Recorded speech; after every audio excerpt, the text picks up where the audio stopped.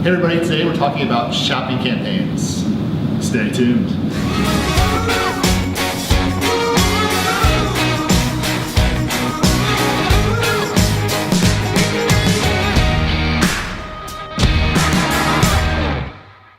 So we're all familiar with Google AdWords by now, or at least familiar with ads on Google. For those with e-commerce sites, you're selling things. You're selling cat socks or jewelry or water softeners or whatever. You're selling things online through Google AdWords. A lot of people make the mistake of the shopping campaigns being a set it and forget it. Honestly, when I first started with the campaigns, there was a lot that I could do with search, but shopping did look like it was just, okay, here are my products. And so I learned a ton. I would say, especially over the last year, working directly with a Google representative, which is amazing of Google, so thank you, Google. They taught me a lot more of how to go in depth with your shopping campaign. You can take your campaign and break it out into ad groups, of course. But from there, you can separate, let's say, your high value per conversion products. So the products that you make the most money from, right? Like those you'd want to bid higher on. Small cat socks, much more profitable than the large cat your socks. $10 socks, you want to sell your $10 socks before your $1 socks. Right. So you probably want to bid higher on those socks, especially if they convert. You can actually take those products and put it into a separate ad group, bid on them separately, but wait, there's more. Below those ad groups, you then have your product groups. You can actually separate those by price value. Yep. So your $3 versus your $300, because you want to make sure that you're not bidding the same exact amount of money on every single product. You're losing on some of those. Exactly. I don't want to spend $10 a click on a $1 item. That doesn't, right. Yeah. But I'll spend $10 on a click for, let's say, a $1,000 item. So just that stuff that it obviously makes sense when you talk about it and you really dive deep into the campaigns. But from face value, you can't see that right away, which is fascinating, especially with there's a new platform for AdWords. But there's a lot more that you can do, and with all the changes that they're doing, I'll continue to learn more going forward with it as well. But yeah, I mean, let's think about what are some tips that we maybe offer some business owners that, whether they're doing it themselves or maybe hiring somebody out. It's just, again, as a good business owner, you want to, even if you don't do day-to-day, and that's fine to farm it out, but you should at least know enough so you're not getting ripped off, or at least you can kind of provide like a feedback or read reports. Yeah, that's the biggest mistake, is to just give it to someone else and be like, okay, I always ask those questions.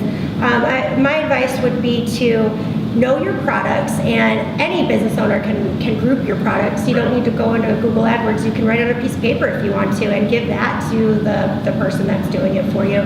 Group out your products. Say, these are the ones that I want to run ads for. These are the ones I don't. Or I want to run ads for all of them, but show me where you're separating out the price value. Show me which ones you are bidding higher on. Show me your strategy for this campaign. That's probably the easiest question to ask that doesn't require any work from the business owner. Just saying, show me your strategy for this campaign. Right. Because they should be able to show you the different ad groups within the campaign, the product groups, the products themselves, the bids on each of the products, and then the keywords. Even though you can't put in specific keywords for a shopping campaign, you can put specific keywords within the descriptions of your products on your website. Right. There's a lot that goes into it. That all just feeds through. So any platform you're using, that will automatically feed through. Magento, Shopify, whatever it might be. That was actually this is a random note probably, but there was an interesting conversation that I had with someone yesterday about, does AdWords help SEO and does SEO help AdWords? And throughout the conversation, I was able to communicate that AdWords doesn't help your SEO, but what's interesting is SEO does help your AdWords. Right. Because if you have good SEO on your website, meaning your products are well optimized, your pages are well optimized, and those are running through Google AdWords, those increase your ad value. Exactly. Yep. So that was an interesting conversation, and it's worth to add, Yeah. One helps the other, but not vice versa. Yeah, and sometimes, it depends what your campaign's doing, whether it's pushing to a landing page that's built just for that, or it's built to pushing to a product page. The landing pages is something that's really well defined that we know, we've seen that if your landing page is not within Google specs or what they want to see there, whether it's speed, layout, whatever they think it is, they will definitely ding you. Oh yeah, it's called ad rank. They basically base your ad rank on 3 separate things, and one of those 3 things is the landing page. Yeah. So if your landing page isn't optimized, if it doesn't match the ad, if it's completely off, it doesn't make sense, you lose instantly over 30% of ad rank value, which means huge. that your ad won't show. Yeah, So, you need to pump more money into it to hopefully try to get it. Yeah, and you don't want to keep doing that. You shouldn't just get to the top of the page with your ads by putting more money in it, when you could be spending a lot less money by having a better ad, a better landing page, which just makes sense for the user anyway, because it doesn't matter how much money you put behind an ad. If it doesn't look trustworthy to the consumer, they're probably not going to buy it. Oh yeah, that's wasted money. Yeah.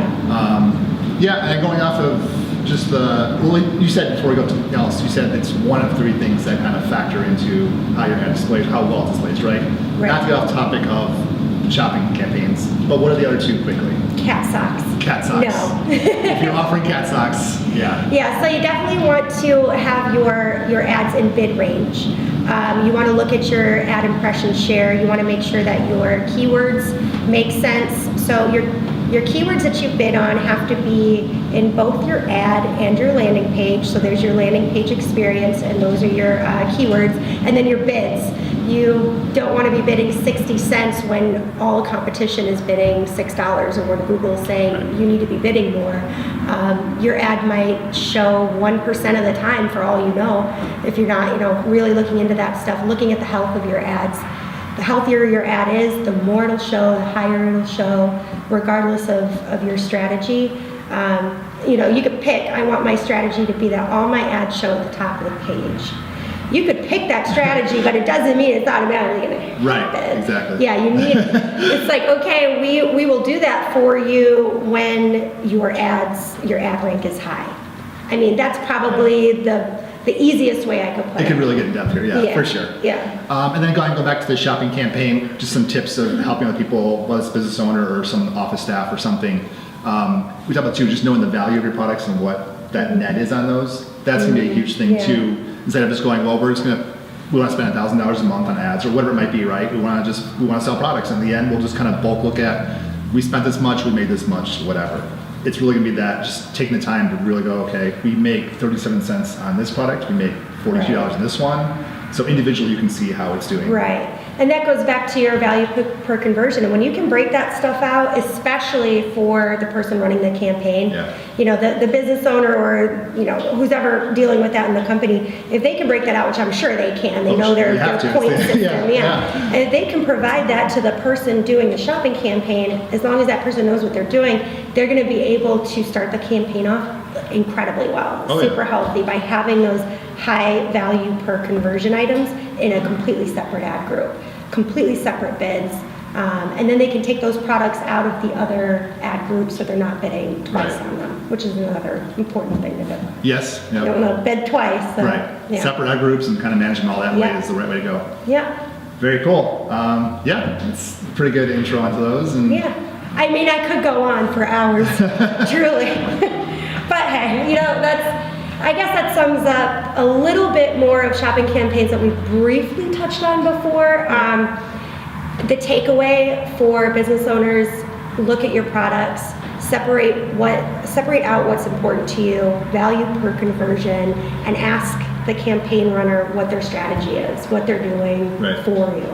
So excellent. All right, thanks for watching, guys. Leave some comments below, and we'd love to hear from you.